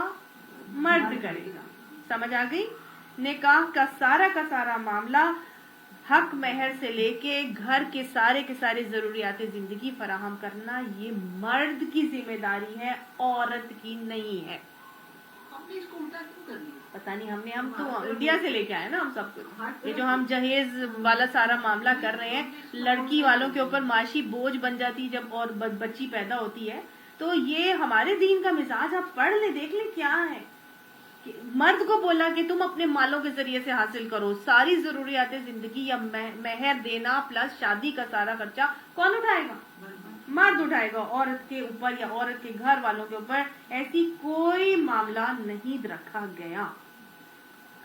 اب کیوں کرنی ہے شادی؟ محسنین غیر مسافحین، ان کو حصار نکاح میں محفوظ کرنے کے لیے تم نے شادی کرنی ہے. غیر مسافحین، شہوت کے بہانے کے لیے نہیں کرنی. مسافحین کہتے ہیں شہوت کے مادے کو بہانا.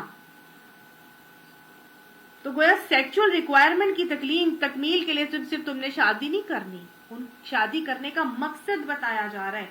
محسنین، ان کو حصار نکاح میں محفوظ کرنے کے لیے، ان کو ایک قلعہ، ان کو ایک پروٹیکشن دینے کے لیے تم نے شادی کرنی ہے. پھر اللہ تعالیٰ نے جیسے ہمیں وہ طریقہ بتا دیا نا کہ تم نے مہر دینا ہے، ان کے ساری ضروریات زندگی کو پورا کرنا ہے. یہ اللہ کا بہترین حکمت بھرا فیصلہ تھا. مردوں کی طرف سے پیغام جائے گا، مرد ہی سارا خرچہ اٹھائیں گے، مرد ہی مہر دیں گے، اور مرد ہی اس کو اپنے حصار نکاح میں محفوظ کریں گے. گویا نکاح کے لیے مقصد یہاں بتایا گیا کہ مقصد نکاح کا کیا ہے؟ گھر بسانے کی نیت سے شادی کی جائے گی. ٹھیک ہے؟ فَمَسْتَمْتَعْتُمْ بِهِ مِنْهُنَّ، بس جب تم فائدہ اٹھا لو ان سے، فَآتُوهُنَّ أُجُورَهُنَّ فَرِيضَةً، بس ان کو ان کے مہر جو تم نے مقرر کیے تھے وہ ان کو دے دو. ٹھیک ہے؟ یعنی مہر وہی پسندیدہ ہے جو معجل ہوگا. فائدہ اٹھاتے وقت تم اس کو پہلے ہی دے دو سب کچھ. ٹھیک ہے؟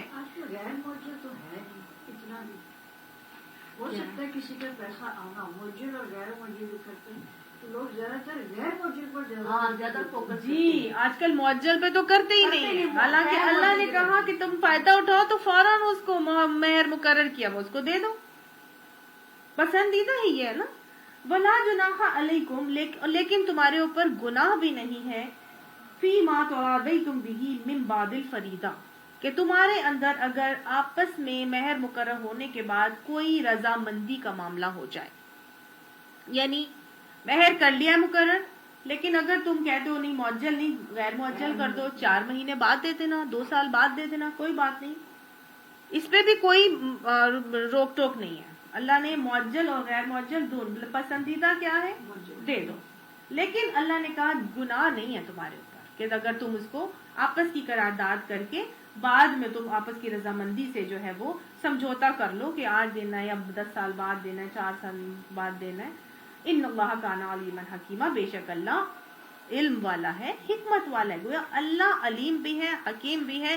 اللہ کے ہر معاملے میں، ہر فیصلے میں میرے اور آپ کے لیے حکمت ہی حکمت پوشیدہ ہے. ہمارے ہر نیت، ہر عمل کو اللہ جان رہا ہے. اس حکم کو بہت سارے لوگ تو میں نہیں کہوں گی، ایک فرقہ ہمارے اندر ایسا ہے جو اس حکم کے حوالے سے دوسرا رویہ اور رخ نکالتا ہے، اور وہ کہتا ہے کہ یہاں پہ کہا گیا ہے کہ جب تم اپنے مالوں کے ذریعے سے ان کو حاصل کرتے ہو تو پھر تم ان کو مال ان کے دے دو، یا اگر تم آپس کی رضامندی سے اس کو بعد میں بھی تم کرنا چاہتے ہو تو کر سکتے ہو. تو لوگ اس کو لیتے ہیں متا کے حوالے سے. متا کیا ہے جی؟ متا جی متا جائز ہے. متا یہ ہے کہ آپ ٹیمپرریلی کسی سے ساتھ نکاح کرتے ہیں. کوئی مرد کسی عورت سے ٹیمپرریلی نکاح کرے، 4 مہینے کے لیے تم میری نکاح میں آ جاؤ، میں تمہیں اس کے لیے اتنے پیسے دوں گا، تو اپنے مالوں کے ذریعے سے تم عورت کو حاصل کر لو، تمہارے لیے یہ جائز ہے. ٹھیک ہے، اس کو لوگ متا کے حوالے سے حکم لیتے ہیں. لیکن اگر ہم دیکھیں غور سے تو نکاح متا میں گھر بسانے کی نیت نہیں ہوتی نا. وہ تو ٹائم پاس ہے، وہ تو 4 مہینے ہیں، 6 مہینے ہیں، 2 سال ہے. میں اتنے سال تک ٹائم تمہارے ساتھ گزاروں گا، شاباشی کروں گا، رہوں گا، اور بس اس کے بعد تم اپنی جگہ، میں اپنی جگہ. یہ جنگوں میں پہلے زمانے میں ہوا کرتا تھا. آپ صلی اللہ علیہ وسلم کے دور میں بھی شیعہ اب بھی اس کو صحیح سمجھتے ہیں، اور وہ اسی آیت سے پریکٹس بھی کرتے ہیں، اور جواز بھی وہ اسی آیت سے نکالتے ہیں. لیکن آپ صلی اللہ علیہ وآلہ وسلم نے اس کے حوالے سے صاف فرما دیا تھا. حضرت ربیہ بن سمرہ کے والد نے یہ بات بتائی اور فرمایا کہ آپ صلی اللہ علیہ وسلم نے فرمایا کہ لوگوں، میں نے تمہیں عورتوں سے متع کی اجازت دی تھی، لیکن اب اسے اللہ نے قیامت تک کے لیے حرام کر دیا ہے. جی. اس کے بعد اب اگر کسی کے پاس ایسی عورت ہے تو اسے چھوڑ دے، اور اگر چھوڑ چکے ہو تو جو کچھ دے چکے ہو وہ واپس نہ لو. ٹھیک ہے. حضور کے دور میں متع کیا جاتا تھا، جنگوں میں خاص طور سے ہوتا تھا، صحابہ کرام یہ کیا کرتے تھے. لیکن جب یہ آیت نازل ہو گئی تو آپ صلی اللہ علیہ وسلم کے باقاعدہ الفاظ موجود ہیں کہ آپ نے، میں نے اجازت دی تھی، لیکن اب اللہ نے اسے قیامت تک کے لیے حرام کر دیا ہے. ٹھیک ہے. تو پہلی بات تو یہ اس آیت سے ہی پتہ چل رہی ہے کہ نکاح متع میں چونکہ گھر بسانے کی نیت نہیں ہوتی، اور اس آیت میں کہا گیا ہے کہ اپنے مالوں کے ذریعے سے جب حاصل کرو گے تو محسنین بنانے کے لیے ان کو حاصل کرو، غیر مسافرین، صرف اور صرف شہوت کے مادے کو بہانے کے لیے ان سے نکاح کرنا جو ہے تمہارے لیے حلال نہیں ہے. تمہارا معاملہ یہ ہونا چاہیے کہ تم ان کو حصار نکاح میں محفوظ رکھو.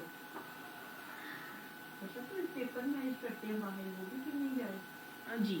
پیپر میرج جو کرتے ہیں اس کے اندر سیکس نہیں ہوتا، اس کے اندر وہ لوگ وہ اپنا کانٹیکٹ نہیں کرتے، تعلق قائم نہیں کرتے، وہ جسٹ ایک پیپر ورک ہے. لیکن اٹس جھوٹ نا، اٹس اے لائی بیسیکلی. تو جھوٹ تو ہمارے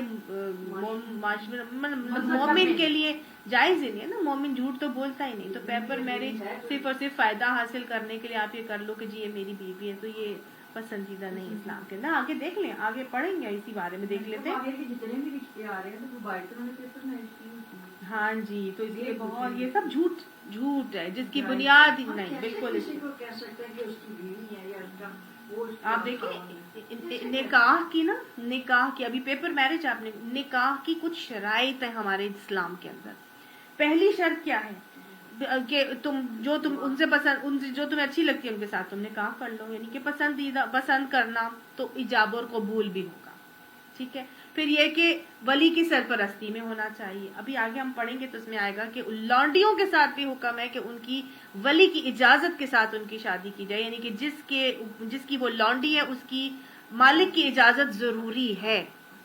جب لونڈیوں کے ساتھ بھی اللہ تعالیٰ یہ حکم دے رہے ہیں تو پھر کہاں اچھے خاندانوں کی بچیاں جا کے کورٹ میرج کر لیں یا اس طرح پیپر میرجز کر لیں، تو سرپرست کی تو اجازت ہی نہیں ہوئی نا وہاں پر. پھر گواہوں کی موجودگی ضروری ہے. چلو پیپر میرج میں گواہ بھی آ جاتے ہیں. تو اگلی چیز جو ہے وہ خطبہ نکاح، وہ بھی ضروری ہے. پھر اس کے بعد جو ہے وہ ولیمہ کی ہونا بھی اس کے شادی کے معاملے میں نکاح کے حوالے سے ضروری ہے. آگے ہم پڑھتے دیکھیں کیا چیز بتائی گئی ہے. ہاں جی، مہر کا مقرر کرنا وہ بھی ہم پڑھ چکے ہیں. ٹھیک ہے. یہ 6 پوری کی پوری چیزیں ہیں جو کہ نکاح کے اندر ہونا لازمی ہے ایک نکاح کو ہونے کے لیے، اور یہ ساری چیزیں جو ہمیں قرآن اور حدیث سے ہی پتہ چلتی ہیں. نہیں، وہ تو اس میں کیا ہے، وہ تو ٹیمپرری ایگریمنٹ ہے بس.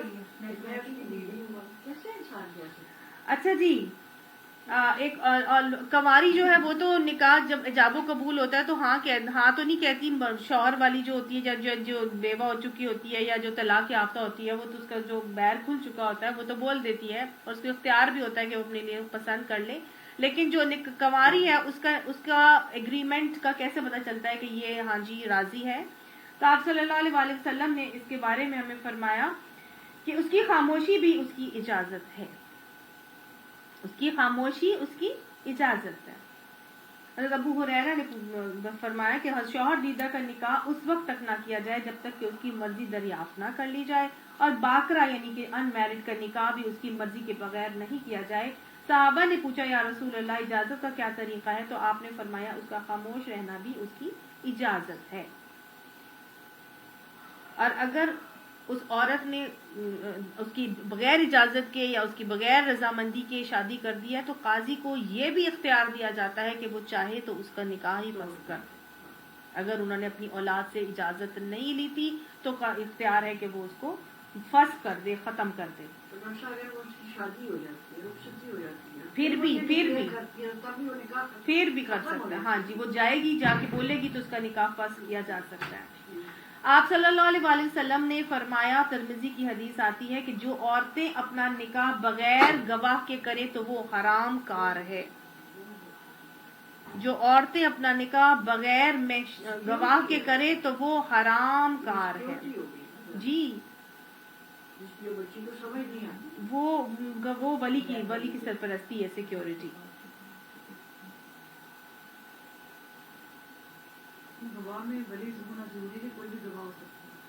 عاقل بالغ جن کی گواہی عاقل بالغ مرد ہوں، مسلمان.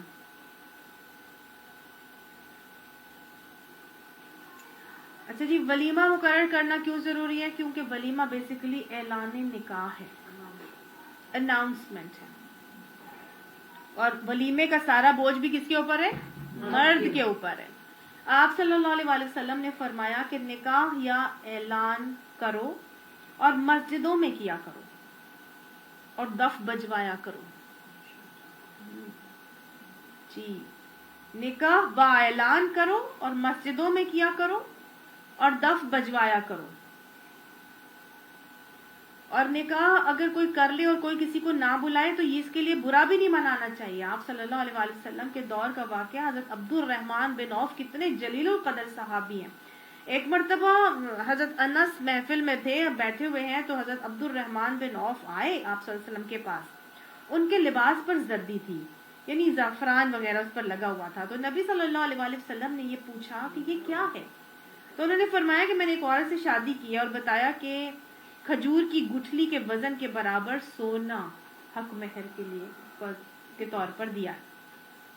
تو آپ صلی اللہ علیہ وسلم نے فرمایا کہ اللہ تمہیں مبارک کرے، دعوت ولیمہ کرو اگرچہ پوری بکری ہی دو.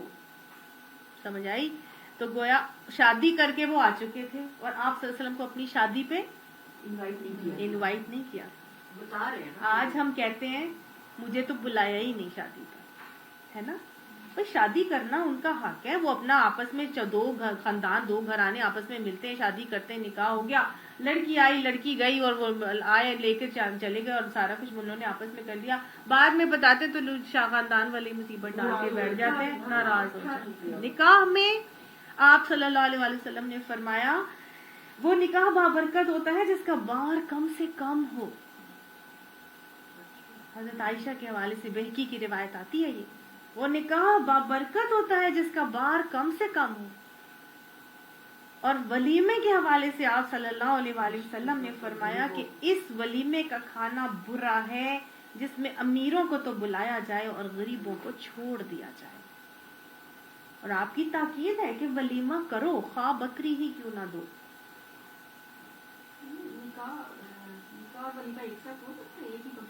निकाह और वलीमा तो नहीं हो सकता। जैसे हुआ हमारे कनाडा में ना 5 मेहंदियां हुई है और एक रिसेप्शन हुई है, आधा उन्होंने किया, उन्होंने कहा कि हमारे ऐसे ही होता है। नहीं रिसेप्शन ठीक है, लेकिन निकाह होने के बाद वलीमा ऐलान निकाह है। ये यही कर रहे ये आजकल यही शादियां हो रही हैं। मर्ज कर रहे हैं, उसी दिन ही शादी वो 5-6 फंक्शंस वो उस पे पैसा लगा देंगे, वो सब कुछ करेंगे, वो शरीयत से वो है ना लाइल्मी है ना। बीवी पास आई नहीं है तो वलीमा हो गया।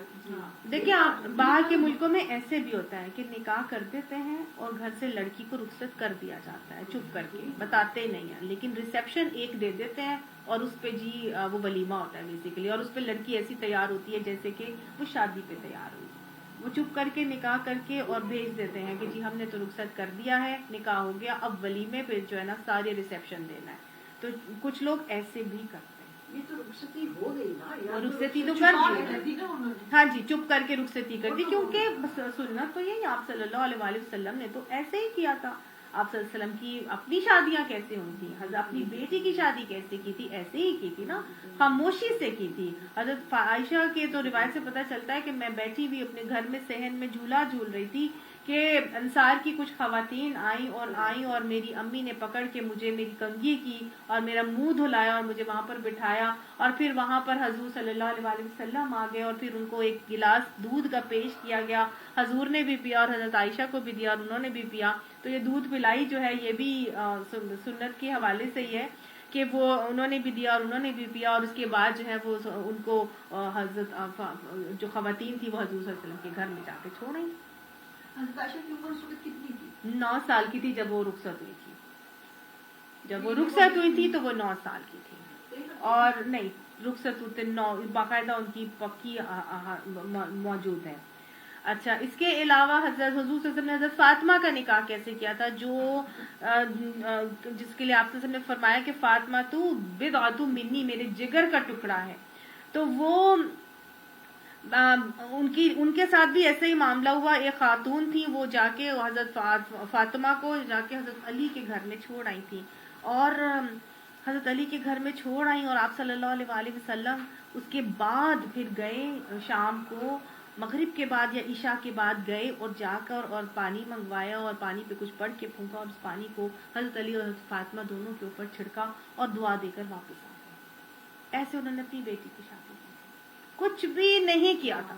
और हजरत अली को शादी का पैगाम पे जब वो लेकर आए थे तो उनसे पूछ लिया था तुम्हारे पास मेहर देने के लिए क्या है, तो उन्होंने कहा था कि कुछ भी नहीं है, बस एक मेरे पास ये ज़िरा है। तो 80 दिरहम में वो ज़िरा हजरत उस्मान गनी ने खरीदी थी। 40 दिरहम आप ने अपने पास रखे, 40 दिरहम हजरत अली को दिए कि इससे वलीमे का बंदोबस्त करना, और उस 40 दिरहम को जो आप सल्लल्लाहु अलैहि वसल्लम ने अपने पास रखे थे, उस 40 वो हजूर के नहीं थे, वो किसके थे, हजरत अली के थे, क्योंकि हजरत अली के वली हजूर सल्लल्लाहु अलैहि वसल्लम ही थे। इस वजह से उन्होंने उन 40 दिरहम से फिर अपनी बेटी के लिए घर का थोड़ा सा सामान लिया, एक चक्की, एक मुश्कीज़ा, एक बिस्तर और एक तकिया, ये उन्होंने प्याला, ये 4-5 चीजें उन्होंने ली थी जो सारी उम्र वही उनके लिए उनके घर का एक कह लो कि असासा रही, वही थी उनके पास, और उसी से वो सारा, और ये देकर आप सल्लल्लाहु अलैहि वसल्लम ने गोया अपनी बेटी को ये सिखा दिया था कि घर की सारी चीजें की जिम्मेदारी जो है ना वो बेटी की है। चक्की पीसना,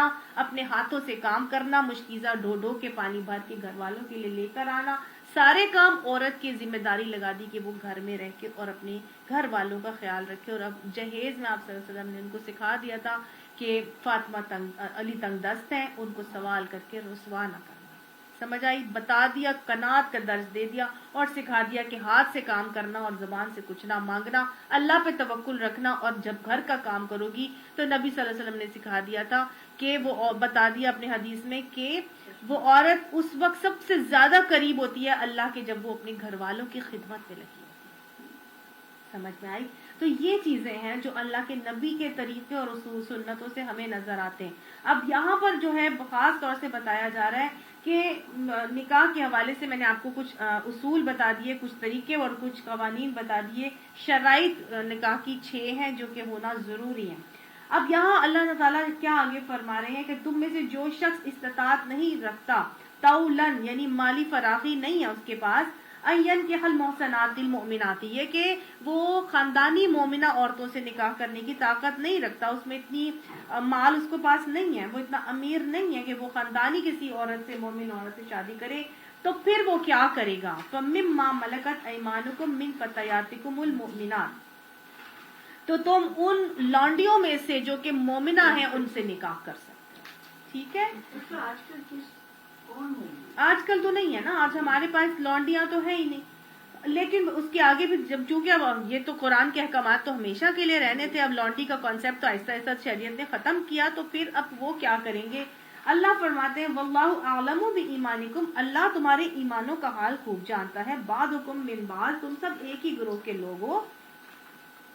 فانکحوہن باذن اہلہن، تو اب ان لانڈیوں کے ساتھ جب شادی کرو گے تو ان کے سرپرستوں کی اجازت سے ان کے نکاح کرنا. ٹھیک ہے؟ اگر دیکھیں یہاں پہ شریعت ہمیں ایک تو بات سکھا رہی ہے کہ اگر تم نے